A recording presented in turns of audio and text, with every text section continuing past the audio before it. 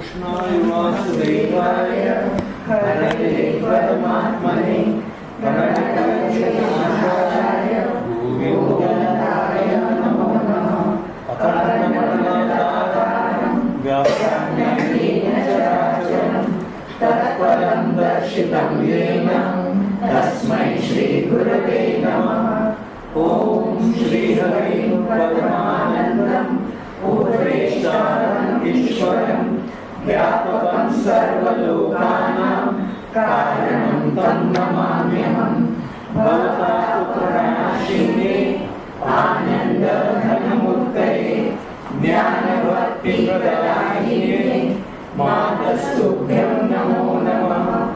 ओम सर्वे भवन्तु सुखिनः सर्वे सन्तु निरामयाः सर्वे भद्राणि पश्यन्तु मा कश्चित् दुःखभाग् भवेत्। ओम शान्ति शान्ति शान्ति। सच्चिदानन्दरूपाय विश्वोत्पत्त्यादिहेतवे तापत्रयविनाशाय श्रीकृष्णाय वयं नमः। मंगलं भगवान् विष्णु मंगलं गरुडध्वज मंगलं पुण्डरीकाक्षो मंगलाय नमो हरि। जे स्वरूप समझा बिना पाम्यो दुख अनंत संध्यायुजे पदनमु श्री सद्गुरु भगवन्त। मूकं करोति वाचालं पंगुं लंघयते गिरिं यत्कृपातमहं वन्दे परमानन्दमाधवं।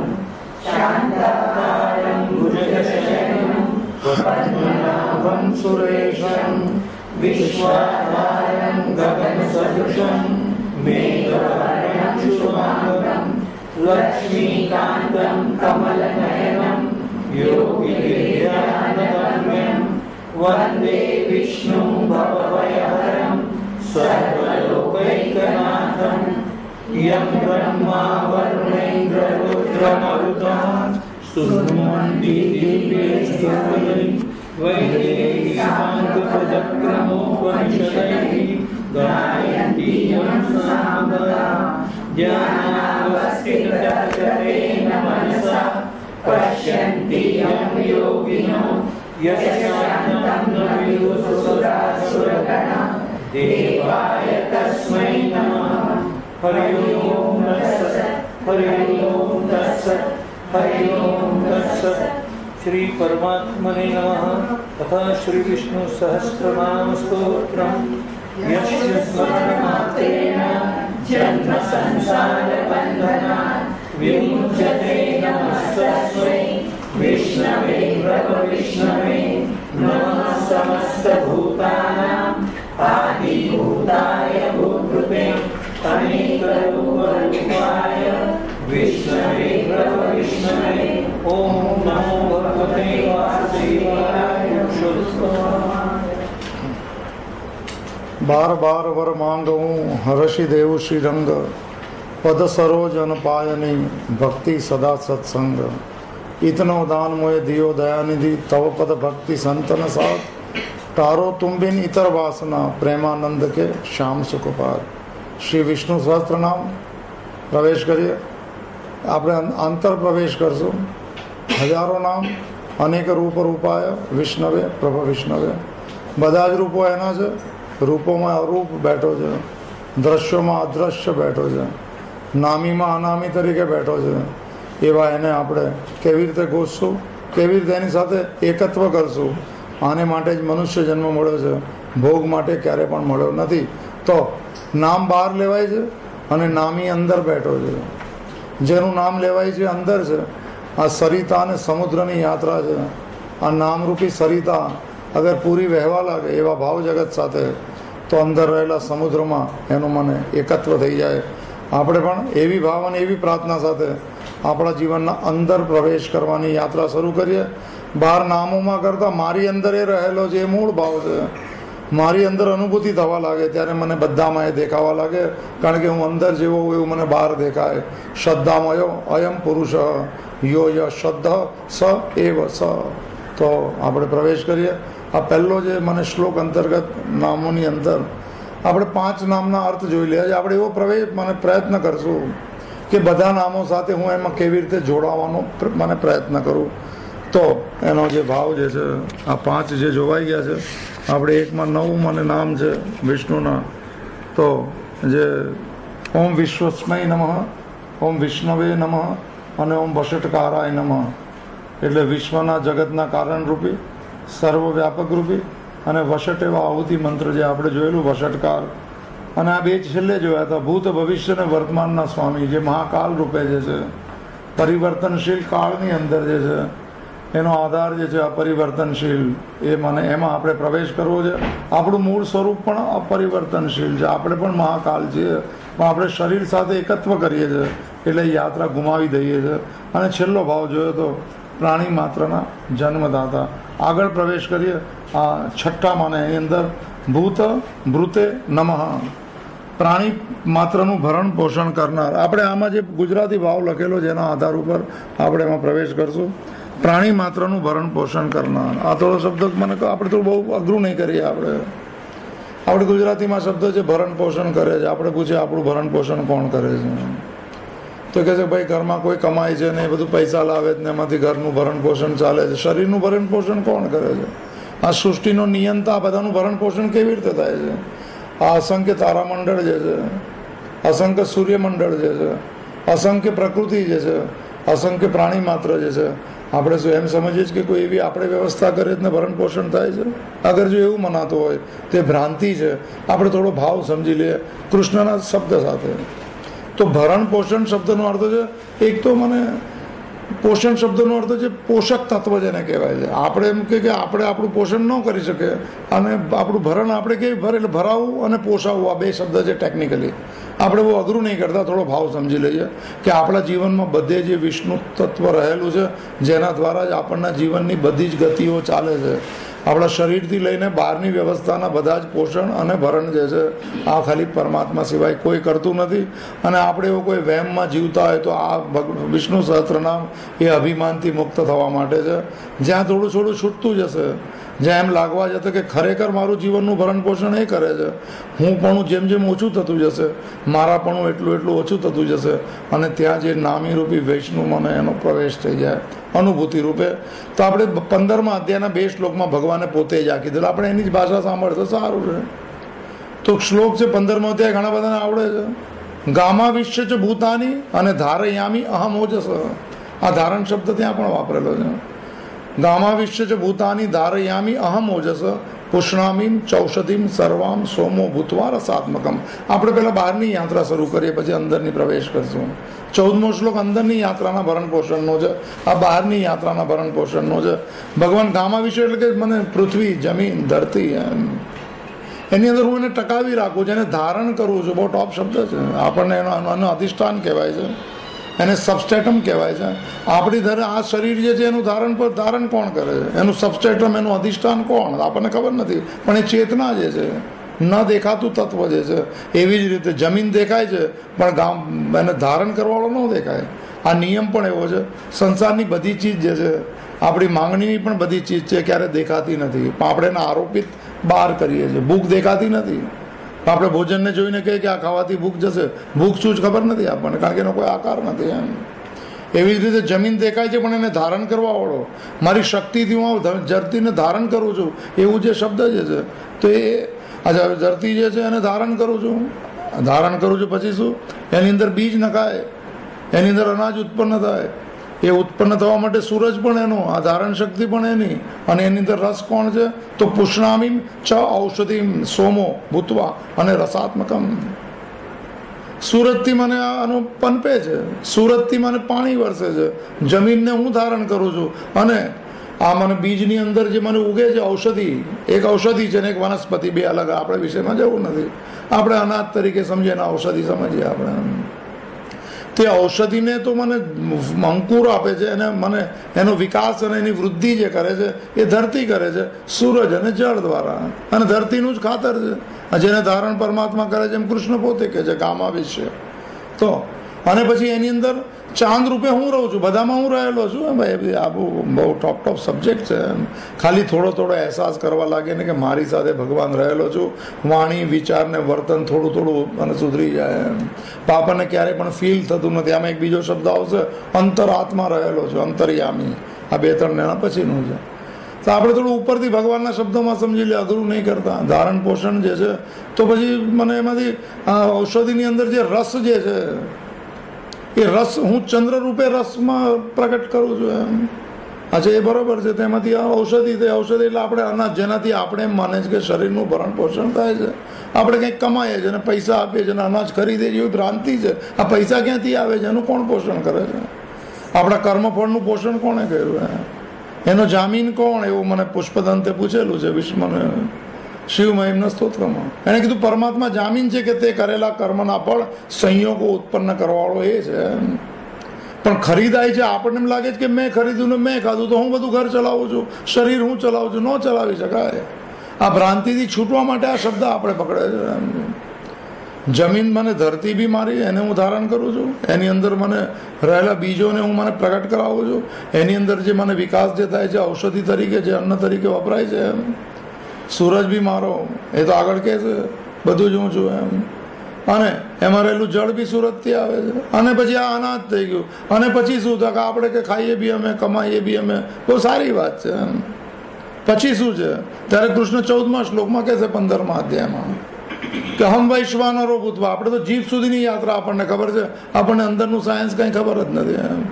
કોઈ ડૉક્ટર કંઈ કહી દે ને કોઈ આયુર્વેદ કહી દે, પણ કૃષ્ણ પાક્કું કહે છે એમ કે હમ વૈશ્વાનરો ભૂતવા. બહારથી બધું મારા દ્વારા ઉત્પન્ન થયું, તમારા સુધી પહોંચી ગયું. અગ્નિ પણ મારો. આ બધા શ્લોકો ગીતામાં ઘણા બધા, મારે બહુ અઘરું નથી કરવું એમ.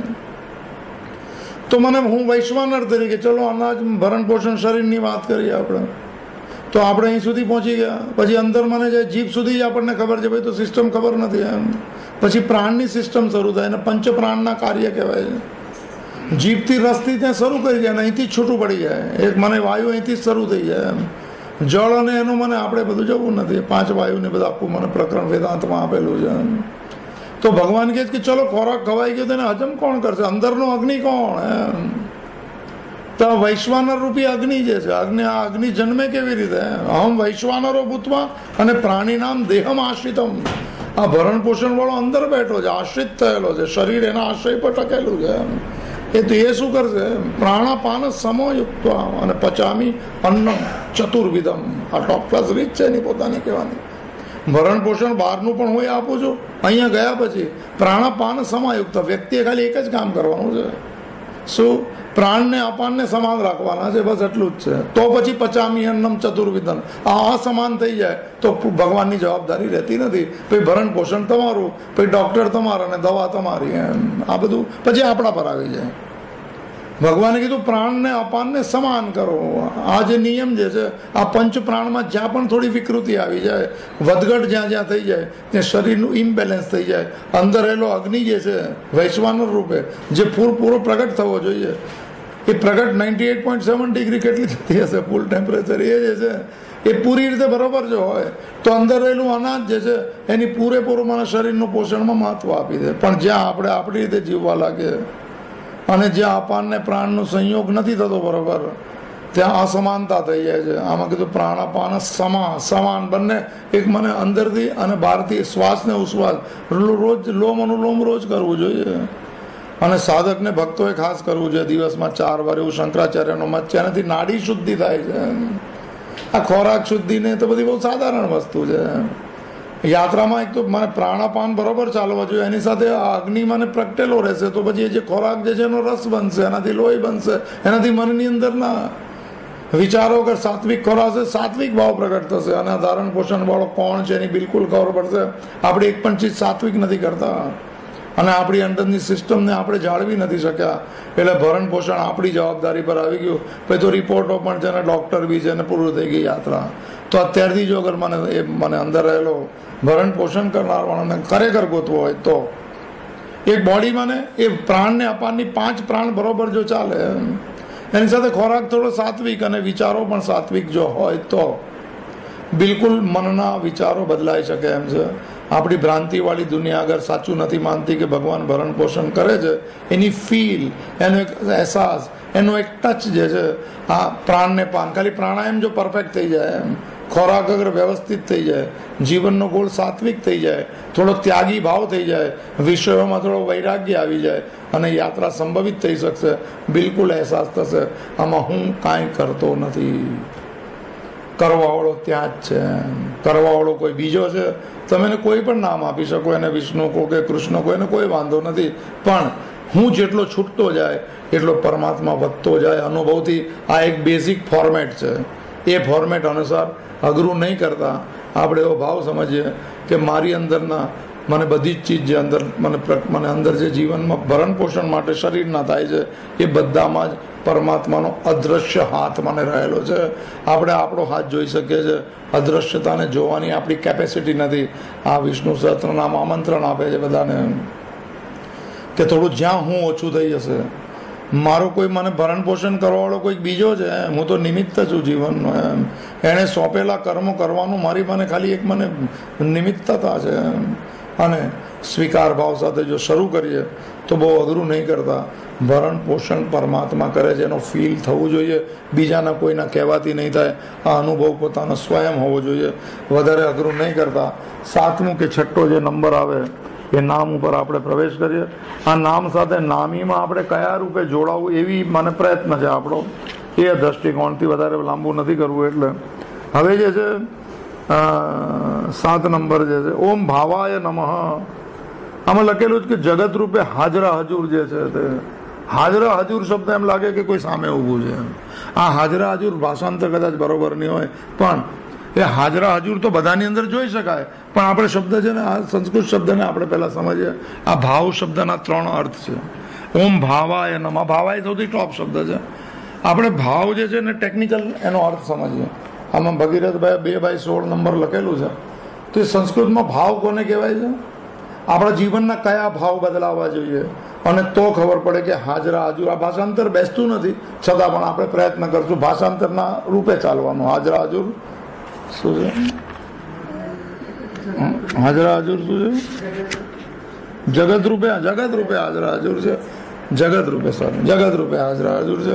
આપણે જગતની વ્યાખ્યા વિશ્વમાં જોઈ હતી. ફરી એકવાર ટેકનિકલી પાકું અર્થ સમજી લો. જે ભાવ શબ્દનું નામ થાય છે અસ્તિત્વ, એક્ઝિસ્ટન્સ, અને ત્રીજો અર્થ થાય છે હોવાપણું, જે આપણને ક્યારે પણ દેખાતું નથી.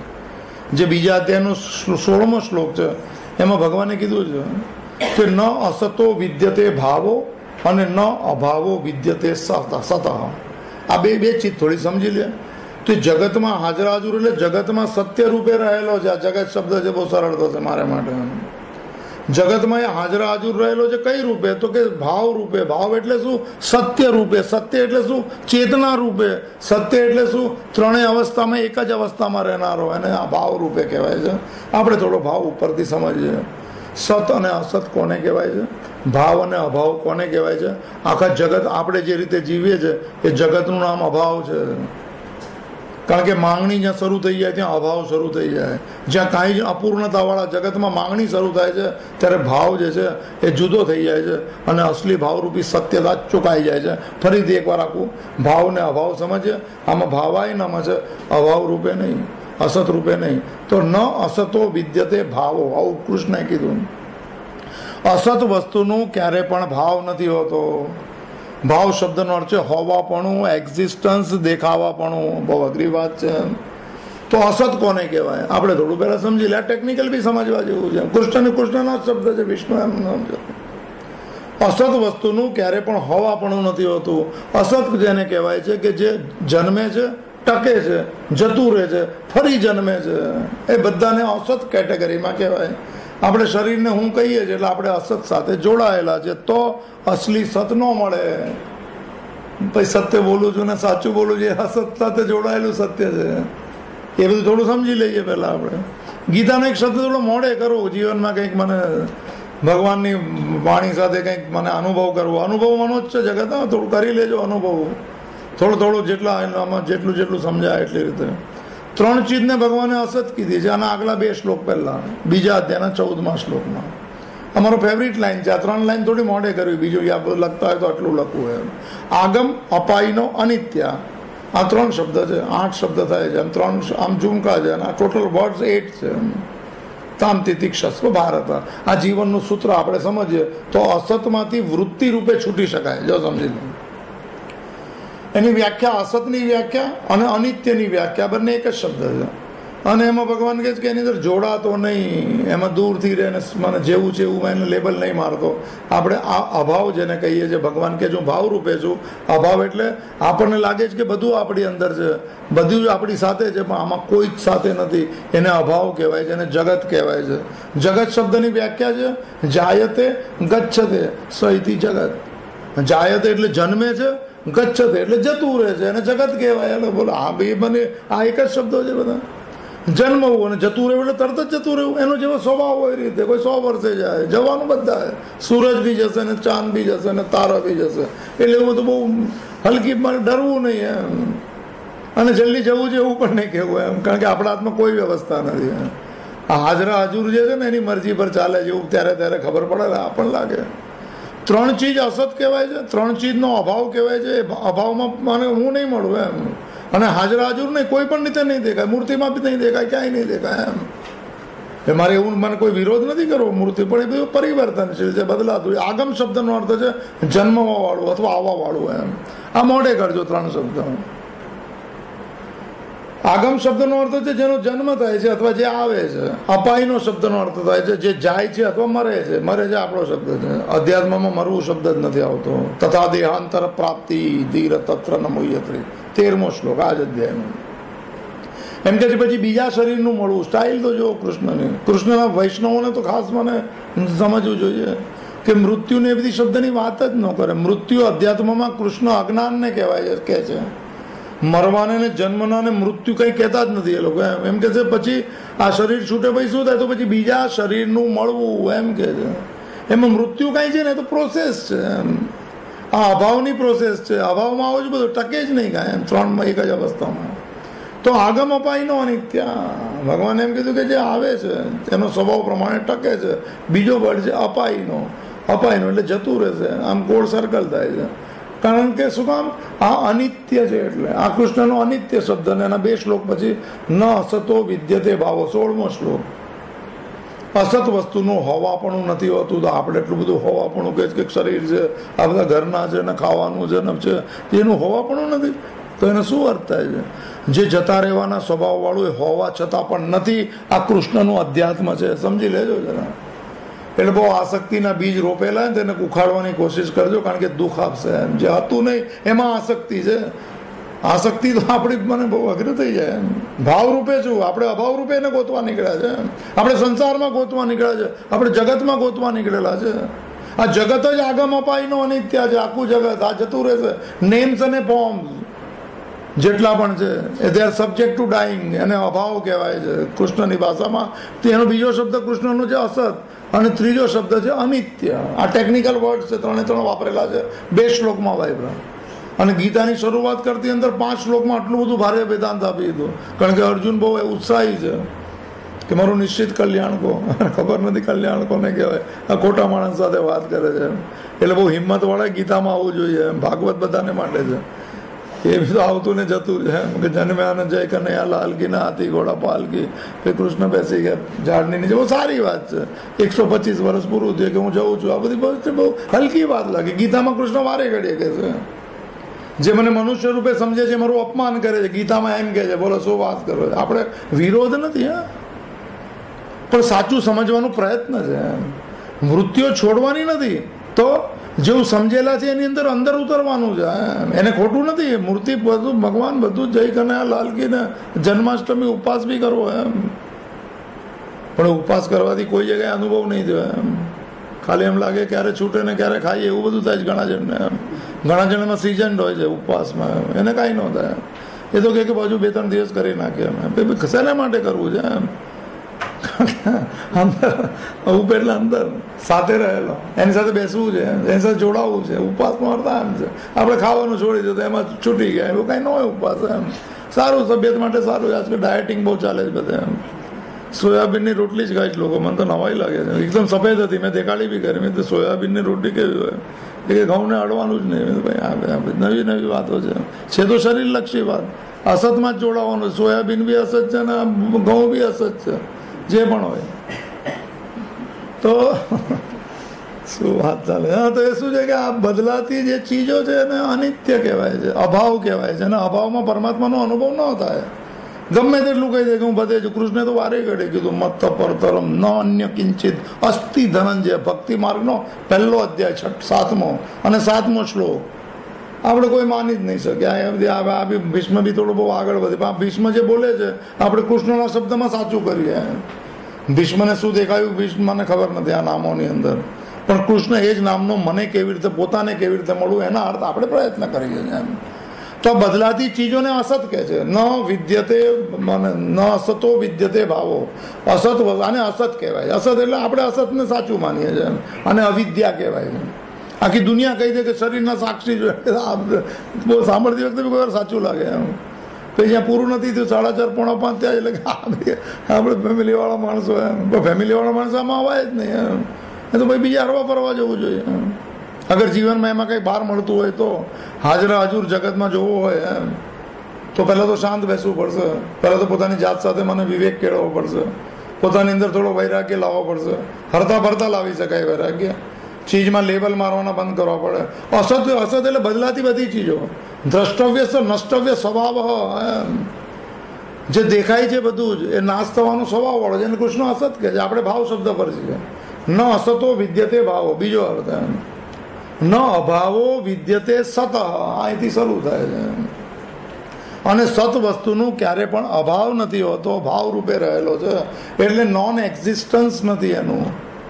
જો બદલાતી ચીજોને એમ કે છે કે આનું એક્ઝિસ્ટન્સ જ નથી. અત્યારના દેખાય છે પછી શું એમ.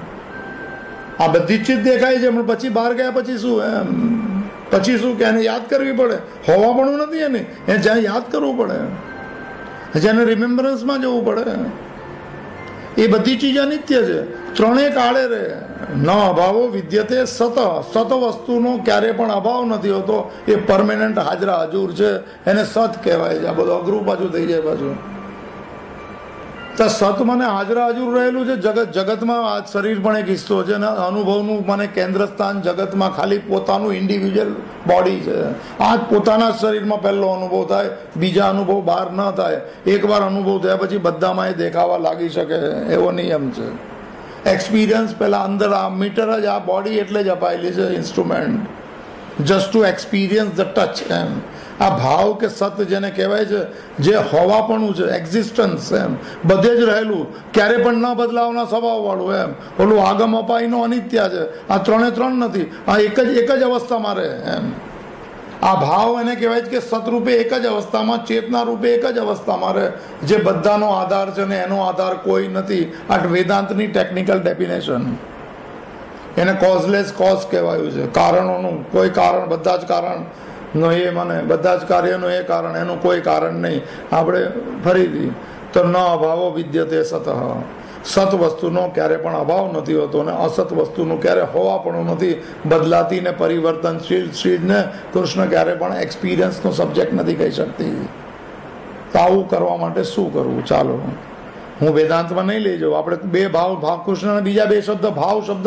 હવે આ બીજો એક ભાવ શબ્દ લઈએ. આ ભાવ શબ્દનો અર્થ છે સતરૂપે ત્રણેય કાળમાં એક જ અવસ્થામાં કોઈ પણ બદલાહટ વગર બધી ચીજના આધાર રૂપે જગતમાં હાજરા હજુર રહેલું છે ને ભાવાય નમઃ કહેવાય છે. આ પહેલું એનું મૂળ ટેકનિકલ ડેફિનેશન. બીજું હવે આપણે આ ટેકનિકલ વાત આપણને નહીં પકડાય તો સારું છે. અને પકડાય તો કેવી રીતે પકડાય? બદલાતી ચીજોની અંદર આકર્ષણ છૂટતું જાય. જો આગમ અપાયનો અનિત્ય અસતની ઉપર, તો પછી એ ધીરે ધીરે મન સ્થિર થવા લાગે. એ સતનો એક્સપિરિયન્સ કરી શકે. આ નિયમ છે. આ એનું વેદાંતનો અર્થ આનો પહેલો. પણ એ અઘરો લાગે એટલો છોડી દઉં છે. આ અસત ને સતની વચ્ચે શું પ્રયત્ન કરો? નામ આકારની જેટલી ચીજના આકર્ષણ ધીરે ધીરે છોડતા રહેવાના. લેબલ નહીં મારવાના. રાગ અને દ્વેષના આ ગામ સારું છે કે ખરાબ એ લેબલ વગર સંસારને જોવા લાગો તો બરોબર ખબર પડશે આમાં કોઈનું નથી. આ બધું બોલે છે ઘણા જણ, ખબર છે, ભજન બી ગાય છે એમ, કોઈનું નથી. એ તો દુઃખી હોય ત્યારે કે એમ કે ધોકો આપી દો. પણ ધોકો તમે ભરોસો શું કામ કરો? ભગવાન પર કરો. લેબલ શું કામ માર્યું કે આ સારો માણસ છે? કારણ કે જ્યાં જ્યાં લેબલ એક જાતના લાગશે ત્યારે બીજા લેબલ ઊભા જ હોય છે કે આ ખરાબ છે. આ બંને દ્વંદ્વ છે સંસારના. એક લેબલ મારશો તો બીજું ખરીદવું પડશે ને બંને લેબલ નહીં મારો તો કાંઈ નહીં ખરીદવું પડે. બરોબર ખબર પડશે કે બદલાતી ચીજમાં જોડાવાય નહીં. અહીંયા કોઈનું નથી, ન વિષય, વ્યક્તિ, વસ્તુ, પ્રકૃતિ કે પરિસ્થિતિ. એ અગર એમાંથી દ્રષ્ટિ જો અગર શાંત થઈ ગઈ, ભાઈ રાગ છૂટતા ગયા, આકર્ષણ છૂટતું ગયું, બિલકુલ અંદર એક્સપિરિયન્સ થશે. આ જેને ભાવ કૃષ્ણ કહે છે, સતને ભાવ કહે છે. હંમેશા હતો અને હંમેશા ન હતો એની સાથે આપણી દોડાદોડ ચાલુ છે.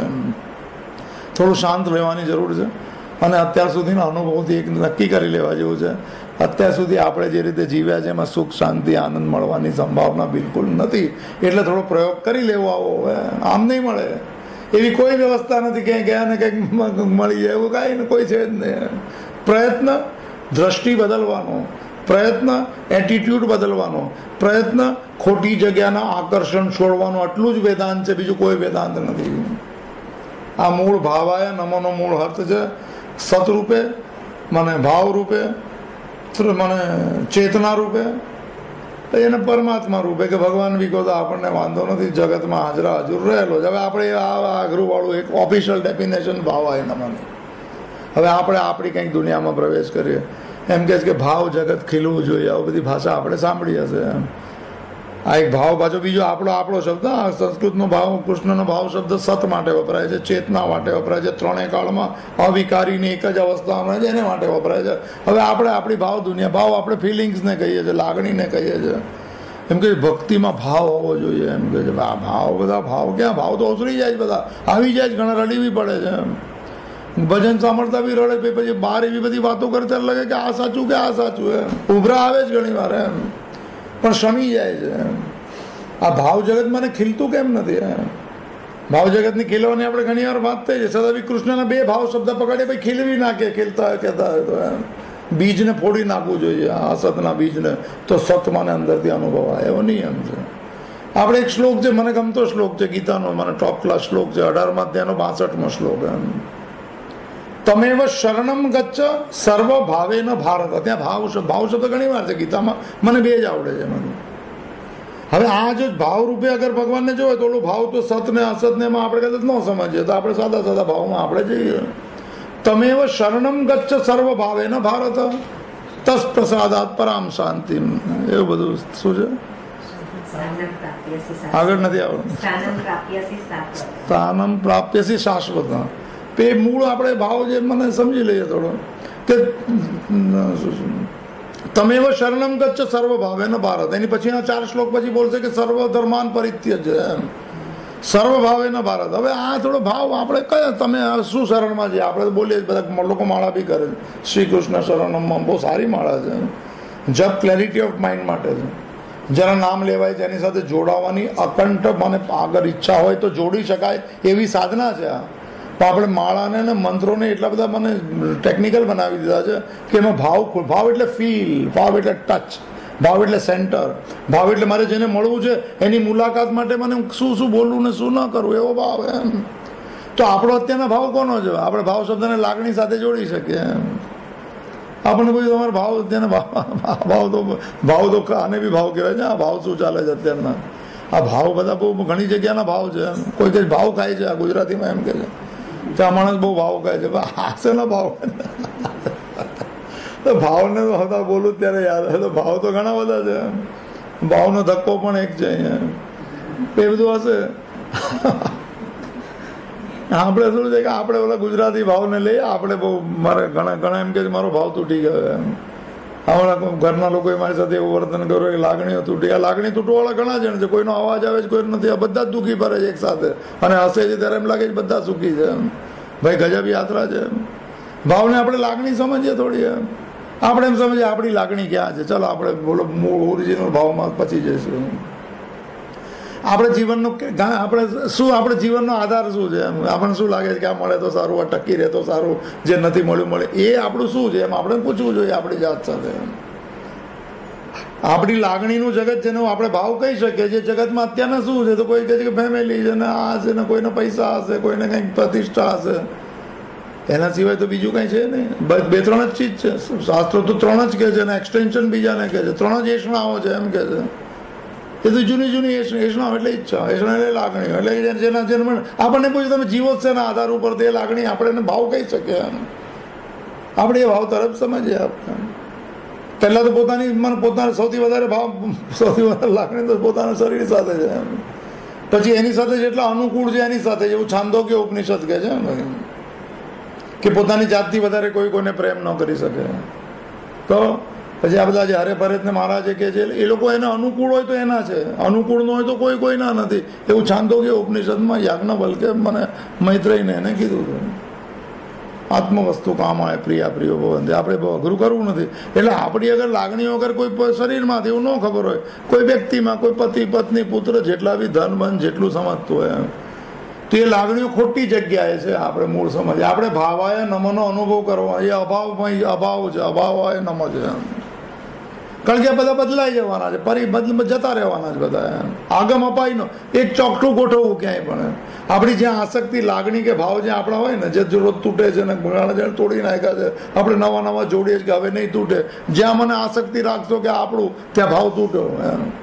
જ્યાં કહેશો કે આ મારું, ત્યાં તૂટવાની શરૂઆત થઈ ગઈ. અવાજ મને કોઈક વાર લેટ આવે છે, કોઈ વાર તૂટશે ખરું, કોઈ બચ્ચા બાકાત નથી આમાંથી. કારણ કે આમાં કંઈ છે નહીં એમ, આપણે પોતે ગોતેલું ને ગોઠવેલું છે, આમાં કંઈ હોય જ નહીં. આ કંઈ બહુ રડી પડવાની યાત્રા જ નથી એમ. તમને કોણે કીધેલું કે આ બધા સાથે આકર્ષણ રૂપે જોડો? ભગવાને જોડીને આપેલા છે, એને ઋણાનુબંધ છે, હિસાબ કિતાબ કરવા આવ્યા છે, પણ ભગવાને આ લોકોને જોડીને આપેલા છું. તો ભગવાનને ખુશ કરવા માટે હું મારું બલિદાન કરીને એને ખુશ કરું, મારે કંઈ જોતું નથી. એવા ભાવ સાથે ઘર ચાલે. આને ભાવ કહેવાય. લાગણી ગુજરાતી ભાવ એમ. તો આપણે અગર મને નક્કી કરી લો, બધાની પોતપોતાની એક બે ચીજ હશે કે આના વગર જીવનમાં કાંઈ નહીં, આ ટકી રહે તો સારું. પહેલાં તો શરીર હોય, આપણી લાગણીઓ ત્યાં, મને આપણી લાગણીઓ ક્યાં વહે છે જોવાનું. એ બધી સુકાઈ જવાની, કોઈ સાચા દરિયામાં જશે જ નહીં. આ ઝરણાઓ છે નાના નાના, આ ગંગા નથી બનવાની. આ ભાવની ગંગા નહીં, અને ગંગા વગર મને કોઈ સાગર નથી મળતો. બીજી કોઈ નદી પહોંચતી પણ નથી. બધા ખાડીઓના અખાતોમાં પહોંચે છે, એક જ ગંગા પહોંચશે. આપણી લાગણીની સંસારમાં જ્યાં જ્યાં લાગણીઓ છે ને, એ બધા ઝરણાઓ છે, બધી નાની નાની સુકાઈ જવાના છે. અને સુકાઈ નહીં જાય તો કોઈ વચ્ચે પથ્થર મૂકીને એને બંધ કરી દેશે. આજ મને પ્રત્યાઘાતોના પથ્થરો છે એમ છે.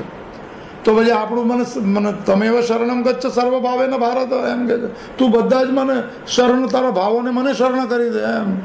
વાત બહુ સાચી છે. તો કઈ રીતે કરાય? આ ખોટી જગ્યાની જેટલી પણ આસક્તિઓ છે ને, ધીરે ધીરે થોડી ખોલવી, થોડી એમ. ભગવાને ભેગા કરીને આપેલા છે, સંયોગ એને આપેલો છે, એની સાથે એના રિઝલ્ટ જે પણ છે મને સ્વીકાર્ય હોવા જોઈએ. આવી તૈયારી હોય તો આ યાત્રામાં પ્રવેશ છે. બાકી દુઃખી થઈને જીવવા માટે આ મળેલી નથી આ દુનિયા. છતાં પણ તો તમે હવે શરણમ ગચ્છ એટલે શું? એ પરમાત્માને મેળવવા માટે મારા બધા જ સાંસારિક ભાવોને હું મને સમર્પિત કરી દઉં, તો મને પૂર્ણ ભાવમાં હું આવી જઈશ. તો પછી અસતમાં પ્રવેશ કરીશ. અસત સાથે જોડાયેલી બધી જ લાગણીઓ છૂટતી જાય સમજદારીપૂર્વક. વ્યક્તિને નથી છોડવાના, વસ્તુને નથી છોડવાની. એની સાથે રહીને ખબર પડે આમાં આસક્તિને કોઈ સ્થાન નથી. ધીરે ધીરે શરીર સાથે પણ આવી જવું જોઈએ. તો આને કહેવાય છે. તો શું મળશે એનાથી? એમ તત્પ્રસાદાત પરામ શાંતિ. આ જો ખાલી તમે એને ભાવ અર્પણ, ભાવ એટલે એની આસક્તિ પરમાત્માને અર્પણ કરી દો કે મારે તારામાં મને જોડાવું છે, કારણ કે તું સતરૂપે રહેલો છે. આ અસતવાળા તો રોજ દુઃખી કરશે એમ. રોજ થેન્ક યુ ને સોરી બોલવું પડશે ને કાંઈ અર્થ નહીં નીકળે. એ બધું બહુ ટેકનિકલ ભાષાઓ છે. મારે કહેવાનો મતલબ આવો નથી એવું કે, એટલે સમજવાનું કે આ શું છે, વેલ્ડિંગ કરે છે. આ સંબંધ વેલ્ડિંગ ના હોતા જ. સંબંધ એક જ પરમાત્મા સાથે શાશ્વત છે આપણો, બીજા કોઈ સાથે થઈ પણ ન શકે. અને થાય તો તૈયારી રાખવી જોઈએ.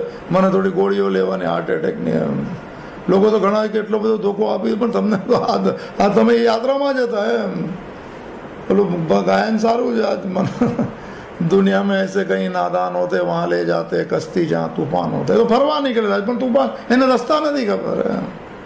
એને લાગે છે કે અહીંયા જીવન જીવાઈ જશે, પણ ત્યાં તો તોફાન હતું. હવે શું કરું? અહીંયા જવાય ને અહીંયા જવાય, બસ આ ત્યાં શરીર પૂરું થઈ જાય. અને પછી નવી દિલ્હી પછી પાછા એ જ દુનિયા, એ જ લાગણીઓ, એ જ વ્યક્તિઓ. થોડું છૂટી જજો એમાંથી, પોતાના અનુભવને કામે લગાડીને. ભૂલથી કોઈ એક્સેપ્શનલ 1%, 0.1% દુનિયામાં હોય, એમાંથી અહીંયા બેઠા હોય તો એને પ્રણામ છે. ભગવાનની કૃપા છે એમ સમજાય તો એના માટે સરળ છે આ એમ. તત્પ્રસાદાત પરામ સ્થાન શાંતિ સ્થાનમ પ્રાપ્યસી શાશ્વતમ. શાશ્વત સત ભાવ એક જ શબ્દ છે. આ બધા અનિત્ય, આ બધા એક પરમાત્મા, આત્મા, બધા શબ્દનો એક જ અર્થ. તું એમાં સ્થિર થઈ જશે. એટલે એને થોડું અઘરું છે. એટલે આપણે શ્રી કૃષ્ણ શરણમ ગચ્છ, શ્રી કૃષ્ણ શરણમ ગચ્છ જ છે નહીં? શું છે? શ્રી કૃષ્ણ શરણમ મમ મમ, મારું કૃષ્ણ શરણ છે એવું મને ભજન આપણે મારા સારી માળા છે પણ થોડું પ્રેક્ટિસમાં મૂકવું હોય તો આ જ કહેવાની જરૂર છે કે આ બધાનું ખોટાજનનું અસતનું શરણ જે લીધું છે, શરીર સાથેના જોડાણવાળાનું, એને છોડતા જાઓ તો કૃષ્ણના શરણમાં આપોઆપ આવી જાઓ. આનું નામ છે શ્રી કૃષ્ણ શરણમ મમ. આ માળા અહીંયા પૂરી થઈ જાય પછી જરૂર નથી માળા કરવાની એમ. પછી ભગવાન માળા કરશે આપણી એમ કે આ ભાઈ કોઈ હિંમતવાળો તો છે. આને તો ત્યાગી કહેવાય છે, જે વૃત્તિઓને છોડે છે, વ્યક્તિઓને નહીં, વસ્તુઓને નહીં. ગાંઠ જ્યાં પડેલી છે અસત સાથેની જોડાયેલી, અભાવની જોડાયેલી, એમાંથી છોડવાનો પ્રયત્ન ભાવ રૂપે તો હું પોતે રહેલો છું, આત્મા રૂપે. એને મેળવવા માટે કાંઈ ન કરું પણ જગતમાં હાજરા હાજર દેખાશે એમ.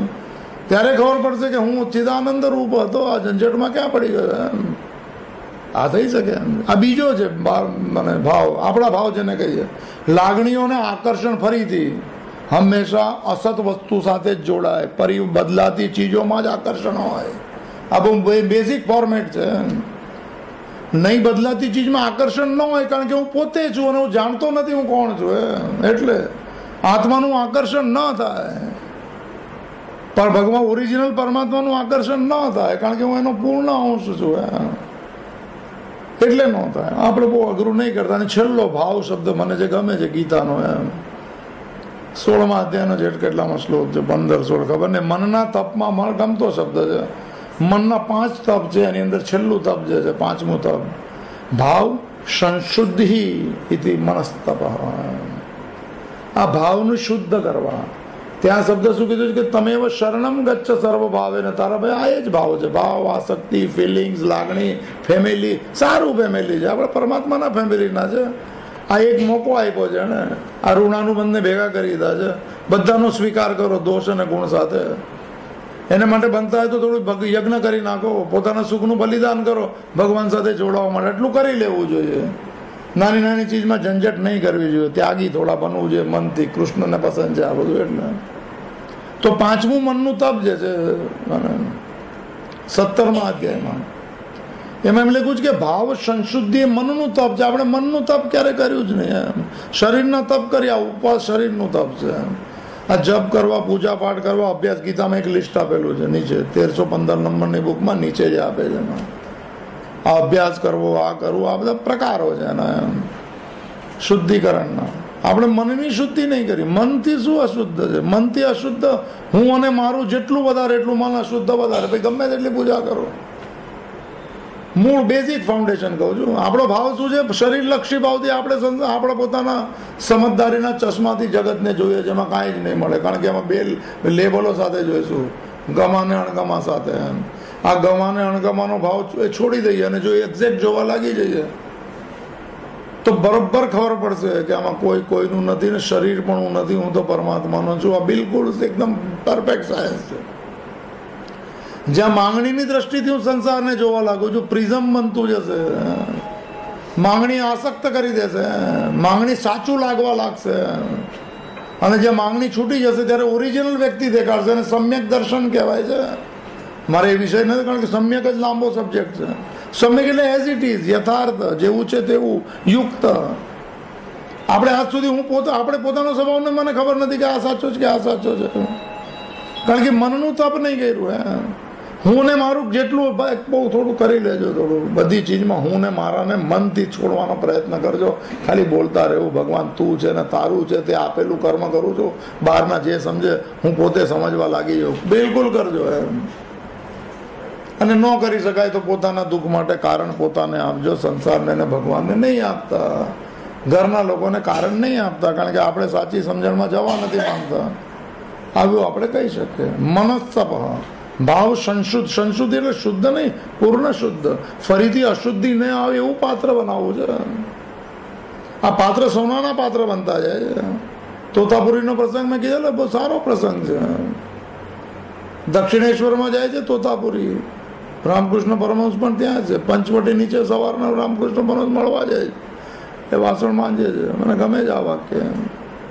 તોતાપુરી તો બહુ વેદાંતનો મોટો પંડિત છે, એને લાગે છે ભગતને આ માતા સાથે માં કરીને ફરે છે, એમાં કાંઈ ન હોય એમ, થોડું ભારે વેદાંતિ હશે એમ. એક્સપિરિયન્સ ન થાય ત્યાં સુધી આવું થતું. શંકરાચાર્ય તો માની જેટલી સ્તુતિ કરી છે એ શંકરાચાર્યના ફોલોઅર નથી કરતા એમ. શંકરાચાર્ય જેટલી સ્તુતિઓ કરી છે અને પ્રાર્થનાઓ કરી છે એટલી કોઈ વેદાંતિઓ એ બધી પ્રાર્થનાઓને મૂર્તિને નથી માનતા. બહુ આશ્ચર્યની વાત છે. એવી કોઈ દેવી કે દેવતા બાકી નથી એમ. પણ જે વેદાંત શંકરાચાર્ય નામથી બોલશે એ લોકો મૂર્તિ નથી, એ બધું નવાઈની વાત છે. શંકરાચાર્ય બોલે છે ને ભાઈ એની વાતોને નથી ફોલો કરતા એમ. તો શું વાત ચાલે?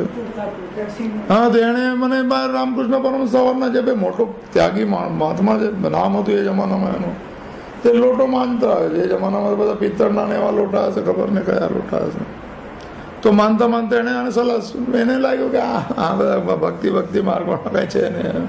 એને તો પછી ઘણા બધા અનુભવ છે, છતાં પણ આ વાક્ય આની સાથે મને ઘણી વાર યાદ રહે છે. એટલે તો એને શિખામણ આપી દીધી શું કે જો આ વાસણ જે છે એને રોજ સવારને માંજવું પડે, નહીતર એની અંદર ઓલું લાગી જાય, આની અંદર અશુદ્ધિ થઈ જાય. એટલે શુદ્ધિ કરવા માટે રોજ વાસણને સાફ કરવું પડે. એવી રીતે મન પણ રોજ અશુદ્ધ થઈ જાય, જેવું તોતાપુરીએ રામકૃષ્ણને કીધું. તો એને બી રોજ સાફ કરવું જોઈએ. ભાવ સંશુદ્ધિથી મનસ્તપ હોય. રામકૃષ્ણ પરમહંસ બી આગળ છે ભાઈ. આમને અનુભવ નથી તો એને થયો છે. આ મને ભાઈ વાત તો એ જ છે ને, અનુભવી જે બોલે અને બીજો જે બોલે, કોઈ ટેકનિકલ બોલે ને કંઈક અનુભવને અડીને બોલે, બંનેમાં ફરક હોય એમ. એમણે કીધું સાહેબ તમારી વાત બહુ સાચી એમ કીધું તોતાપુરીને, કે મનને પણ રોજ સાફ કરવું જોઈએ, કારણ કે મનની અંદર મને કચરો પ્રવેશ કરી જાય છે આસક્તિનો ને હું ને મારાનો. સારી વાત. રામકૃષ્ણ પરમહંસે જવાબ આપેલો કે મહારાજ એ કામ કેમ ન કરાય એમ. આ પિત્તળના અને બીજા બધા વાસણોની અંદર મને કાટ લાગે છે. સોવણનું વાસણ કેમ ને સોનાનું વાસણ કેમ નથી બનાવતા એમ. મારી માનું વાસણ છે મન, એમાં હું રહું છું એમ કેમ ન માની શકાય. અઘરી વાત છે સમજવા માટે, પણ આ યાત્રામાં પ્રવેશ કરી શકાય એમ છે. ભાવ સંશુદ્ધિથી મનસ્તપ. આ મને આ ભાવાય નમ છે. આ ભાવ સત્યને બી કહેવાય છે. આપણી લાગણીઓ અગર ધીરે ધીરે સમજદારીપૂર્વક થોડી પરિવર્તન કરીએ, એની દિશા વળી દે, એને વળાંક કહેવાય છે. એક જીવન મોડ ઉપર જવું છે, એક સરખે સ્વભાવ અને સરખી વ્યક્તિત્વ, થોડું બદલાટ થઈ જવું છે. થોડું વૈરાગ્ય, થોડી સમજદારી, થોડી ગંભીરતા, થોડી મને સાત્વિકતા જીવનમાં લઈ આવવાની જરૂર છે. મોકો જેને છે એ લોકોને. અને જે લોકોને એમ લાગે છે કે અમે તો ફસાઈ ગયા ને, એ લોકો આમાંથી નહીં નીકળી શકે, બહુ મુશ્કેલ છે. કારણ કે કોઈને ફસાવતું નથી. આની લાગણીઓ ખોટી જગ્યા પર જે ફસાયેલો છે. તો જે પણ હશે તો આપણે બહુ અઘરું નહીં કરતા. આ ભાવાય નમ, આ ભાવને અનુભવ રૂપે જગતમાં હાજરા હજુર કેવી રીતે હાજર શકાય? તો હાજરા હજુર જગતમાં છે. અસત સાથેનું મને આકર્ષણ છૂટતું જાય, એને સાચું માનવાનું છૂટી જાય ને વ્યવહાર કરતા છે. હવે આમાં કોઈ એક જગ્યાએ ઘરમાં બધા કામ કરતા કરવાનું છે તો તરત જ ખબર પડશે કે પહેલા મારામાં છે અને પછી બધામાં છે. બસ આ જ છે યાત્રા. અને આના પછી બી જે માયલો છે ને અંતરમાં બી એનો અર્થ પણ આ થાય છે. એટલે એને બી ન્યાય થોડા આપી દે. અઘરું આપણે આગળ જઈએ તો ને તો આ બહુ શું લાંબુ બહુ ન થઈ જાય. આ જગતમાં ભાવાય ઓમ ભાવાય નમ, જગત રૂપે હાજરા હજુર જે છે તે. અને એના પછી જ છે ઓમ ભૂતાત્મને નમ. ભૂત એટલે ઉત્પન્ન થયેલું, એનો મૂળ સાર, એનો મૂળ આત્મા. આત્માનો અર્થ છે અસલી હું એમ. એ શું છે? માયલો. આ આપણે અસલીની વાત ચાલે. આપણો માયલો એટલે આ માયલો જ હું છું આત્મા રૂપે. શરીર માયલો નથી, શરીરની અંદર રહેલો. થોડું સમજી લઈએ ચાલો. ઓમ ભૂતાત્માને નમોનો આમાં ભાવ આપેલો સૌનો અંતરાત્માને માયલો. બહુ સારો શબ્દ છે. તો થોડો ભાવ સમજી લઈએ. આજે આ નવ પ્રણામ પૂર્ણાંગ. તો આ અંતરાત્માને માયલો. જો ભાઈ આપણે થોડું બેઝિક ફોર્મેટ સમજી લઈએ. આ શરીર જે છે ને, આપણે બહારનો હિસ્સો છે, આપણને ખબર. આ જે મંદિરનો બહારનો હિસ્સો છે ને, એ સેમ આકાર મને શરીરનો છે એકચ્યુઅલી. અને તંત્રની યાત્રા પણ એ જ રીતની છે. મંદિર પણ આ 7 સ્ટેજ ઉપર બનાવેલા છે. અને મુકટ વાર આપણે લઈશું. આ મુકટ શું છે, ધજા શું છે, આ શું છે. આ શરીરની અંદર બી તંત્રના આવા મને 7 પગથિયા છે. મૂળ મંદિરો 7 સ્ટેજ ઉપર જ હોય. 6 અને પછી કળશ, 6 અને પછી એમાં ધજા. આ બેઝિક ફોર્મેટ છે. આ મંદિર, આ રચના જે મંદિરોની થઈ છે શરીરના આધાર પર થઈ છે. આ મંદિરની અંદર જે છે ને, આપણે એમ કે ભાઈ ગર્ભદ્વાર, એને માયલો કહેવાય છે. મંદિરની બહાર કાંઈ નથી એમ. શરીરમાં બહારથી કાંઈ નથી એમ કે માયલો છે ને, અંદર બેઠો છે ને, અંતર્યામી છે ને, જાણે છે ને, સમજે છે ને. આપણે કે કોણ અંતર્યામી એમ? પણ આને અંતરાત્માનો અવાજ આવે છે. કે ભગવાન એને આજ્ઞા કરી. ભગવાન આજ્ઞા શું કામ કરે? ભગવાન તો કે બધી સંસારની બધી આજ્ઞાને છોડી દે, કારણ કે એમાં કાંઈ નથી, આપણે નહીં કરીએ. તો મૂળ જે છે આ માઇલો જે છે અને આ અંતરાત્મા, શું શબ્દ છે? ભૂત. શું છે? ભૂતાત્મા. ભૂત એટલે શરીર, ભૂત એટલે જન્મેલું. આત્મા એટલે એનો અસલી હું. આત્મા શબ્દનો અર્થ હું થાય છે. બધા હું ભેગા થાય ને પરમાત્મા કહેવાય. થોડું ટેકનિકલી સમજી લેજો. એ બધા જ હું ભેગા થાય, એક ઇન્ડિવિજ્યુઅલ મી, અસલી હું. આ શરીરનું આ મંદિર છે, આ બહારનો હિસ્સો છે.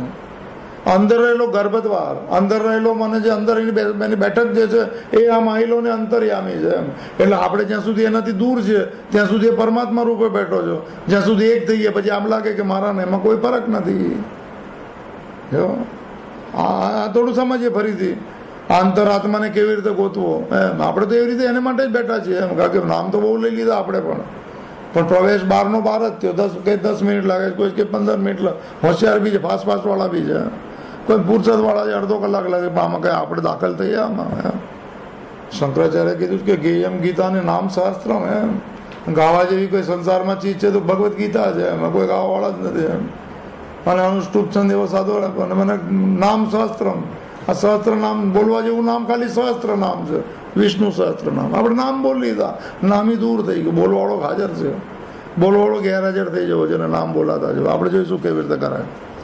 તો આ જે માયલાવાળી જે હિસાબ થોડો સમજી લઈએ પહેલા. અને મંદિર સાથે આપણી જાત સાથે મંદિરમાં જઈએ ત્યારે આપણે યાદ રાખવાનું કે આપણે આ અંદર માયલાને ગોતવા માટે પહેલા 12 પ્રયત્ન કરીએ છીએ. જો સમજી લો. એટલે મંદિરોની અંદર તો પહેલા શું સિસ્ટમ હતી? પહેલા સિસ્ટમ, હવે તો બધા લાઇટ બાઇટ આવી ગઈ છે. હજુ બી સાઉથના ને અમુક મંદિરો અંદર લાઇટ ને બધું ઇલેક્ટ્રિસિટી ઇઝ નોટ એલાઉડ એમ. વસ્ત્ર તો પહેલેથી એલાઉડ. સીવેલા વસ્ત્ર ક્યાંય એલાઉડ જ નથી અને જવું પણ નહીં જોઈએ. હાફ પેન્ટ પહેરીને લોકો મંગળામાં જાય, મને તો દુઃખ થાય છે. એકચ્યુઅલી મંદિરમાં બહુ એ લોકો બધા પૈસા બી આપે છે, એ લોકો ના નથી પાડતા એમ. નાયા વગર જ જાય. મેં તો ઘણા જણે કીધું, મેં જોર જોરથી ગાય છે લોકો જમના જળમાં કહે છે, બહુ સારી વાત છે, નાયા વગર એમ. હવે ભાઈ મોટા માણસને મળવું, તમે એક નાના તમારી દ્રષ્ટિના મોટા માણસને અપ ટુ ડેટ થઈને જાઓ, બધાને પૂછો બરોબર છે કે નહીં. હા, દુનિયાનો આને કોઈ ગણતરી જ નથી આને. બહુ દુઃખની વાત છે. મેં પૂછ્યું એ લોકોને કે તમે નાહવાનું શું જરૂર? મેં તો જવાય જ નહીં. અશુદ્ધ તમે અશુદ્ધ કરી ના, શુદ્ધ જગ્યા છે કે નહીં અલગ વાત છે. એ તો આપણું માનતાનું જગત છે. તો માયલાને સમજ લઈએ જરા, આપણી અંદર માયલો ક્યાં છે. આ મંદિરવાળી રચના જે છે તો અંદર એક ગર્ભદ્વાર હોય, અને ગર્ભદ્વાર બહુ અંદર હોય એમ, અને દીવા જ હોય એમ. આ બહુ અંતિમ છે એમ. એવી રીતે અંદર બી મને 5-6 પાળ પડેલા છે. એને પાર કરતા જઈએ એટલે ફટાફટ અંદર ગર્ભદ્વારમાં જતા રહેવાય એમ. ગર્ભદ્વાર સુધી પછી અંદર ન જવા દે તમને. તમે 6ઠ્ઠા સ્ટેજ ઉપર અહીંયા સુધી આજ્ઞા ચક્ર પર એમ. આ ગર્ભદ્વાર છે આપણા શરીરનું. આ સમજી લેજો. આ વિષ્ણુ અહીંયા, આ વિષ્ણુનું સ્થાન જ છે એમ. અને સહસ્ત્રદલ કમલ કહે છે આને, સમજી લેજો. આ કમળની પાંખડી ભીડાયેલી છે. અંતર્યામીને અહીંયા ઉપર અહીંયા ગોતવાનો છે. આ ઉર્જાને ઉપર ચડાવવાની છે. લાવો તંત્રના હિસાબે જ ચડાવી દે. તો સિસ્ટમ જે છે શરીરની અને મંદિરની એક જ છે એમ. આપણને કહે કે તમારી અંદર ભગવાન બી કહે કે હું તારી સાથે, આપણે હસવું આવે. મને 15મો અધ્યાય જ્યારે બોલવાનું કે ને ત્યારે ડર લાગે છે. એમાં 15મો શ્લોક જ છે. 5-10 વાર એટલા તગડા વિઝિટિંગ કાર્ડ આપ્યા છે કૃષ્ણએ કે એને કોઈ દિવસ ઇનકાર ના કરી શકાય. ને લોકો બધા એને ઇનકાર કરી દીધા એમ. શું છે? સર્વસ્ય ચાહમ હૃદય સન્નિવિષ્ટો મત્ત સ્મૃતિ જ્ઞાનમ અપોહનમ ચ એમ. સર્વસ્ય ચ અહમ હૃદય સન્નિવિષ્ટો એમ. જો આ ગર્ભદ્વાર ને, હૃદય એટલે ગર્ભદ્વાર, હૃદય એટલે જીવનનું સેન્ટર એમ. સર્વસ્ય છે, ભૂત માત્ર ના એમ. જેટલા જન્મ્યા છે બધાના એમ. એવું નહીં કે એકાદ ના, બધામાં જ એક જ ટાઈપ રહેલો એમ. કોઈને માટે વિશેષ નથી. કોઈ વિશેષ વ્યક્તિનો અનુભવ કરી શકે, વિશેષનો એ ના કરી શકે. એને કાંઈ લેવા દેવા નથી. આ સિસ્ટમ બહુ પાવરફુલ સિસ્ટમ છે પરમાત્માની. તો એ મને બધાની અંદર હું રહેલો છું. સર્વસ્ય ચાહમ હૃદય સન્નિવિષ્ટો સમમ સર્વેષુ ભૂતેષુ તિષ્ઠંતમ પરમેશ્વરમ. 13મો અધ્યાય. સમમ સર્વેષુ ભૂતેષુ, બધા જ ભૂતોની અંદર સમાન રૂપે તિષ્ઠંતી પરમેશ્વરમ, પરમેશ્વર રૂપે રહું છું. વિનશ્વસ્તુ અવિનશ્વસ્તમ ય પશ્યતિ સ પશ્યતિ. વિનાશશીલ શરીરમાં અવિનાશી હું રહેલો છું. એવું જે અનુભવ કરે છે એ જ અનુભવ કરે છે. ભાષાંતરમાં એમ લખેલું છે, એવું જે જોવે છે એ સાચું જોવે છે. આ છે કૃષ્ણ. ગીતા થોડું લેજો ભગવાનને એમાં. તો એ તો કહે છે કે હું અંદર રહેલો છું એમ. જ્યોતિષામપી તજ્યોતિ તમસ પરમુચ્યતે જ્ઞાનમ જ્ઞેયમ જ્ઞાનગમ્યમ હૃદિ સર્વસ્ય વિષ્ટિતમ. 13મા અધ્યાયનો 17મો શ્લોક. આવો ડાયરેક્ટ વિઝિટિંગ કાર્ડ. આ જ મંદિરવાળી વાત છે. એટલે મળશે આની અંદર જ, અંદર મળશે એટલે આની સાથેની હું ને મારાની જેટલી આસક્તિ છૂટતી જાય, આ જેટલું જેટલું સાધન બનતું જાય એટલું નિસાધન પરમાત્મા અંદરથી અનુભવાતો થાય. લખતા હોય તો આવા શબ્દ લખજો. આ યાત્રા એ જ યાત્રા છે. શરીરમાં આ જ મંદિર હે. શંકરાચાર્ય તો ફાઇનલ આપી દેલું છે કે આત્માત્વમ ગિરિજામતીમ પ્રાણા સહચરા શરીરમ ગૃહમ.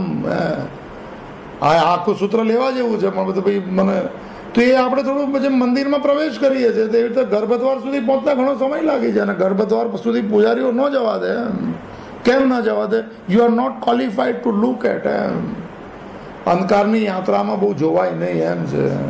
એટલે મંદિરમાં બી જાઓ ને, ઘરમાં ઈષ્ટ બી હોય ને, તો આપણી દ્રષ્ટિ જે છે ને ખાલી ચરણ સુધી હોવી જોઈએ. આપણામાં હિંમત ન હોવી જોઈએ મોડું પેશ કરવાનું. આસક્તિ સાથે ભગવાન સાથે શું જોડાશું એમ? કારણ કે એ અનાસક્ત છે. અહંકારી પરમાત્માને ન મળે કારણ કે એનો સ્વભાવ નિરહંકારી છે એટલે ન મળે. એટલે વિરોધી ગુણધર્મ છે આપણે, એટલે નથી અનુભવ થતો એમ. પરમાત્મા નિષ્કામ છે ને આપણે કામના સાથે ભરીએ. આ છૂટી જાય એટલે પરમાત્મા સાથે અંદર એમ અંતર્યામી. હાજરા શું માયલો ગયા શબ્દ એ ખબર નહીં. તો આ જે મંદિરના મને અંદર જે માયલો બેઠેલો છે ગર્ભદ્વારમાં, એવી જ રીતે શરીરની અંદર બી માયલો બેઠેલો છે. તો શું કરવું એમ? કરવું એટલું જ, આ શરીરની સાથે હું ને મારાની જેટલી આસક્તિ છૂટતી જાય, જેટલું સાધન બનતું જાય. ઇટ્સ અ ગુડ ઇન્સ્ટ્રુમેન્ટ એમ. ભગવાનની સેવા માટે અપાયેલું છે. રામસુખદાસે કીધું, રામસુખદાસ એટલી ચોપડી કરી લોકો છોડી દે ને.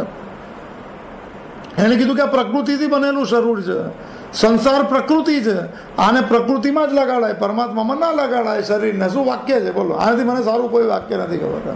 It's a one liner. એટલી ટોપ વન લાઇનર છે. થોડી કૃપા હોય ને તો આ વન લાઇનરમાં અંદર આખી જિંદગી મળી જાય. એક વન લાઇનરો, થોડી ગુરુ કૃપા, થોડી મને ઇન બિટવીન ધ લાઇન્સ પકડાઈ જાય એમ કે આનો મૂળ અર્થ આવો છે. આ પકડતો આપણે જ પોતાની પકડવાની છે. તો આ માયલો જે છે અંદર રહેલો છે એમ, ત્યાં રહેલો છે. અને માયલાની અંદર શું છે કે હજુ બી ઘણા એવા મંદિરો છે કે જેની અંદર તમે નજીકથી બી જુઓ ને તમને પૂરા દર્શન નહીં થાય. એ નહીં થાય એમ દર્શન. બહુ ગજબ યાત્રા છે. અને કોઈક વાર મને એવો મને દિવસ બી હશે કે જ્યારે મને એમાં કોઈક પ્રકાશ દેખાઈ જાય, કોઈક એ દેખાઈ જાય, ત્યારે તમને એકવાર પૂરી અનુભૂતિ થાય કે નહીં હાથ છે ને. એકવાર એ ઝલક આવી જાય પછી એ ઝલક ખોવાતી નથી એમ. હું જે જતો હતો 2 વાર મેં જે શ્રીનાથજીમાં, શું નામ છે ઓલું, શ્યામઘટા. હું ખાલી આ જોવા માટે જ 2 વાર ગયો. એટલે ખાલી શ્યામઘટા સાંજના જે થાય છે પેલા દિવાળી પછીના 21 મહિના પછી જે બી આવતું હોય ખબર નહીં, તો એની અંદર શું કરે છે કે આખું મને લાઇટ બંધ કરી દે છે. એટલે દિવારે છે અંદર એમ. અને અહીંયા જે હીરો જે છે ખાલી હીરો જ દેખાય તમને. આમ તો દેખાય જ નહીં. આમ બી દૂરથી દેખાય નહીં બરોબર આખું. એ જે છે ને અનુભૂતિ કે અંધકારમાંથી એક પ્રકાશનો એક ઝરૂકો દેખાય છે ત્યારે અંતર્યાત્માની ઝલક શરૂ થઈ જાય. આવું છે. એટલે ઝલક દીખલા જાય ને એવું બધું આપે છે. આ ઝલક જોવા જેવી છે. હવે ઝલક આ બધા પ્રોગ્રામોના નામ બી આવે, લોકો બી મને એ થઈ જાય ઝલક કોની ઝલક જોશે એમ. આ શું જોઈને કરશે? આગમ અપાયનો અનિત્ય. જોતી વખતે બોલવાનું કે આપણે એમાં જ જોઈએ છે, પણ 3 શબ્દ બોલવા કે આગમ અપાયનો અનિત્ય છે. આ કાંઈ જ નહીં આપે એમ. છતાં બી સમય ઘણા ટાઈમપાસ બી નથી થતો. લોકો તો રિપીટ સિરિયલ જોઈએ બપોરના એમ કે રાતના ટાઈમ ન મળે. આને કઈ શું ઝલક જોશે એમ. તો ઝલકો જે છે અંદરની ઝલક કેવી રીતે અંતર્યામીને માયલા સાથે કેવી રીતે જોડાવાય એમ. આપણે જો કૃષ્ણનો એક શબ્દ છે ગીતામાં, આ જ શ્લોક છે 61 નંબરનો શ્લોક 18મો અધ્યાય કે ઈશ્વર સર્વભૂતાનામ હૃદ્દેશે અર્જુન તિષ્ઠતિ બ્રાહ્મયન સર્વભૂતાની યંત્રારૂઢાની માયા. એનું મુખ્ય વ્યાખ્યાઓ લોકો આપે તો આપે છે, મને સમજાવી અઘરી લાગે છે. જે આપણે 3 વિઝિટિંગ કાર્ડ છે, 4થું વિઝિટિંગ કાર્ડ ઈશ્વર બધાના હૃદય. ઈશ્વર સર્વભૂતાનામ, બધું સર્વભૂત અહીંયા જેટલા શબ્દ આવશે એ પ્રાણી માત્ર એનો ભાષાંત સર્વભૂત આપશે. જેટલા જન્મ્યા છે કૃષ્ણ વારે ઘડે એ શબ્દ વાપરે. આ ભીષ્મ બી એ જ શબ્દ વાપરે. અનુભૂતિ છે સામે કૃષ્ણ ઉભા છે પાછા. ઈશ્વર સર્વભૂતાનામ હૃદ્દેશે અર્જુન, ત્યાં બી હૃદય હૃદયરૂપી દેશમાં. આ ગર્ભદ્વાર હૃદયનું છે, સેન્ટર જીવનનું એમ. આપણું સેન્ટર બદલાઈ જાય ને તો હૃદયરૂપીમાં પ્રવેશ કરી જવાય. આપણે મૂળ હૃદય તો જાણતા, કારણ કે આપણી જીવનની લાઈફનો જે ગોલ એને આપણું હૃદય કહેવાય એમ. જેમ આપણે કીધું કે આપણે ભાવ, મને હૃદય, આ બધા એક જ શબ્દ છે. આ ભાવ જગત એટલે મારી આંખ બંધ કરીને શું જો તમારી માંગણી છે, તમારું હૃદય છે, તમારું સેન્ટર બદલાવી બી શકે પણ કોઈ સ્થિર બી હોય. અને એ હૃદયમાં ક્યારે બી બદલાટ થઈ શકે, ક્યારે બી એની માંગણી પૂરી ન થાય, એનો સ્વભાવ છે એમ. રુદ્દેશે અર્જુન તિષ્ઠતી, તો શું કરે છે અંદર બેઠેલો? આમાં લખેલું છે, કૃષ્ણે જવાબ આપે, એનું ભાષાંતર આવું છે, એ મને બેસતો નથી વાક્ય. એટલે એનું ભાષાંતર એવું છે કે બ્રાહ્મયન સર્વભૂતાની યંત્રારૂઢાની માયા, માયલો શું કરે છે, એમ અંતર્યામી શું કરે છે, એનો જવાબ એમાં આપેલો છે. એ બધાને ભમાવે છે એવું ભાષાંતર છે. 18મા અધ્યાયનો 61મો શ્લોક કોઈ પાસે હોય તો. બ્રાહ્મયન સર્વભૂતાની, બધાને એમાં હૃદયરૂપી દેશ બધાને ભમાવે છે. કેવી રીતે? યંત્રારૂઢાની માયા, માયાના યંત્ર વડે યંત્રી, આ શરીરરૂપી યંત્રને ભમાવે છે. અમારા માતાજી શરીરને યંત્ર કહેતા હતા, અને એમ કહેવાનું કે એમ કહેતા હતા કે આ યંત્ર પર હક ખાલી યંત્રીનો છે, આપણો હક જ ન હોય. યંત્રી એટલે પરમાત્મા, યંત્રી એટલે ભગવાન, યંત્રી એટલે માયલો. એ ભગવાને એમ કીધું કે બધાને ભમાવે છે એમ, એની માયાના ચક્ર દ્વારા. એમ માયા કોઈ ચીજને નથી કહેતા. ઘણા જણ કે ભગવાનની માયા કેવી કે અમે સત્સંગમાં, ભગવાન થોડી કે કંઈક કેલાલ છે એમ કે પીસી સરકાર કે માયાજાળ ફેલાવી દે તમને જતા રહો કે. તો તમે ગોતશો ક્યાં એને? મંદિરોમાં ગોતશો કે માયા અંદર ગર્ભસ્થાનમાં ગોતશો? આ વાતનો સાર એટલો છે કે મંદિરમાં જવું સારું છે, તો આપણા શરીર બી મંદિર છે, એની અંદર ક્યારે જાગશું આપણે? એમ તો કેવી રીતે જગાય? મંદિરમાંથી હું છૂટી જાય ને મારું છૂટી જાય તો અંદર રહેલા માયલા સાથે મુલાકાત થાય. વન લાઇનર એટલી જ છે. આની રીત ઘણી બધી આપણે ગોતી શકીએ, પણ નિયમ એટલો જ છે. જ્યાં મને ખોટી સમજણનું પડ ખુલતું જાય તો સાચી સમજણ માટે કાંઈ ને, પરમાત્મા માટે કાંઈ ફરીથી લખતા હોય તો લખજો. ભગવાન પરમાત્મા એને માટે કાંઈ જ નથી કરવાનું. તો એની વચ્ચે જે ખોટી ચીજને આપણે સાચી માની જેને કાઢીએ એટલે એનો અનુભવ થાય. આ સીધી વાત. એ અનાસક્ત છે ને આપણે આસક્ત છીએ. આસક્તિ છૂટી જાય તો અનાસક્ત સાથે મુલાકાત. બે ચીજ નહીં કરવાની કે ભાઈ બધું ઘણા કે આસક્તિ બી છોડી દીધી, ભાઈ ભગવાન માટે શું કરવાનું? નહીં, 15મો અધ્યાય ફરીથી આવશે. એમ કહે કે ભાઈ પેલા અસંગ શસ્ત્ર ને ત્રણ, એ મને 15મો અધ્યાય વાળા પહેલા બધા પહેલા એમ કહે 15મો અધ્યાય મેં તો આ બધાને આવડતો લાગે છે. એમાં ભગવાને 3જા શ્લોકમાં એમ કીધું કે અસંગ શસ્ત્રેને દ્રઢે ને ચિતવા, એટલે પેલા અસંગ બનતો જા તો વૈરાગ્ય વાળો બનતો, થોડી આસક્તિ છોડતો જ. આપણે બહુ અઘરા અસંગ નહીં જવું એમ. પછી 4થો શ્લોક, તતપદ તત પરિમાર્ગિતવ્યમ. તતપદ પછી એ પરમાત્માને ગોતવા નીકળે. એમ કે છે ગોતવા નહીં નીકળવું પડે, કારણ કે અંદર અનુભૂતિ થશે. આપણે આ સંઘ સાથે આસક્તિ સાથે ગોતવા નીકળ્યા છે તો ભાઈ મંદિરો પૂજારીઓ પણ છે, આ મહાત્માઓ બી બેઠા છે દર્શન કરાવવા, જેને થયા જ નથી. એમ થઈ જ ન શકે. બીજા આ યાત્રામાં બીજાને કાંઈ ન કરી શકાય એમ. તો એને મને બહુ તો એક સહાયક થઈ શકે એમ, એને રસ્તો દેખાડી શકે. બધાએ પોતાની યાત્રા પોતે પૂરી કરવી પડે, મનની યાત્રા અંદર સુધી જવાની એમ. આ યાત્રાને તો ભગવાને શું કીધું? પેલા અસંગ બનતો જાય, પછી તત્પદ, પછી તત માર્ગિતવ્યમ. યસ્મિન ગતા, ટોપ ક્લાસ વાક્ય, યસ્મિન ગતા ન નિવર્તનથી, ફરી પાછો નહીં આવે. પછી પાછો નહીં આવે એટલે રહેશે આ જ સંસારમાં. તો પછી આસક્ત નહીં થાય. અસંગ બનીને પછી તત્પદ તત્પરી માર્ગિતવ્યમાં આપણે કઈ કોઈ ગતિ કરતા જ નથી. આપણે તો બધા આદત પડી કે મંદિરમાં જવાની. આપણે કંઈ આપવું છો તમારા જીવનનો ગોલ શું એમ. અને બહુ સંસારીને હરતા પડતા સાથે આ યાત્રામાં જો થોડો ઓછો કરી નાખવાનો સંબંધ એમ. કૃષ્ણની આદેશ છે, અરતિજન સંસદી, વાસનાયુક્ત વ્યક્તિઓ સાથે બંધ કરી દે મળવાનું એમ. એટલે આની સાથે બહુ ઓછો થયો, એટલે ઝઘડો નહીં કરતા એમ કે થોડું બંધ કર્યું છે હમણાં, એવું કહી શકાય એમ. તો જે પણ હોય માયલો કે અંદર અમે ભગવાન કે અંદર બધાને ભમાવે છે યંત્રારૂઢાની માયા. એની માયાનું યંત્ર એટલે શું? માયાનું યંત્ર એટલે જ્યાં સુધી મારો સ્વભાવ બદલવા તૈયાર નથી કે હું શરીર છું ને શરીર મારું છે, એ જ માયા છે, બીજી કોઈ માયા નથી. મારું હું જેવો છું એમાંથી ચેન્જ થવા નથી માંગતો, એને માયા કહી શકાય, બીજી કોઈ માયા ન કહી શકાય. તો આ માયલો જે છે એને આવી રીતે ગોતાય છે. એટલે આજે ઉપરનું જે પડ જે છે એની સાથે થોડી મને એટેચમેન્ટ છૂટતું જાય તો અંદર રહેલા સાથે મુલાકાત થાય. એના અંદર માયલો હું અને તું એ જ, જેવું કૃષ્ણ કહે છે ક્ષેત્રજ્ઞમ ચાપી મામ વિદ્ધિમ સર્વ ક્ષેત્રે શું ભારત. એક શરીર છે ને શરીરનો જાણવા વાળો છે. 13મો અધ્યાયમાં બધું બહુ પહેલો જ અધ્યાય છે જ્ઞાનનો, ગીતાનો. એને કીધું ક્ષેત્રજ્ઞમ એટલે અંદર જે જાણવા વાળો છે, આ શરીરને જાણવા વાળો જે છે એ ચાપી મામ વિદ્ધિમ સર્વ ક્ષેત્રે શું. બધા ત્યાં સર્વ ક્ષેત્ર સર્વ આવશે, એને તું મારો જાણ. તો આપણે હજુ 5 મિનિટ બાકી છે. આ છેલ્લું બી લઈ લો એટલે ભાઈ આવતા વખતથી શું શરૂ થાય નવું આપવા શરૂ થાય. ભૂતાત્માનો હો ભાઈ પરમાત્માને સમજાવો તો આગ્રહ છે. તો આ સૌનો અંતરાત્મા અને આવી રીતે મળી શકાય એમ છે આમાંથી. અને ભૂત ભાવનાય નમઃ એમ. આ પ્રાણી માત્રને ઉછેર ના સમજવું અઘરું છે.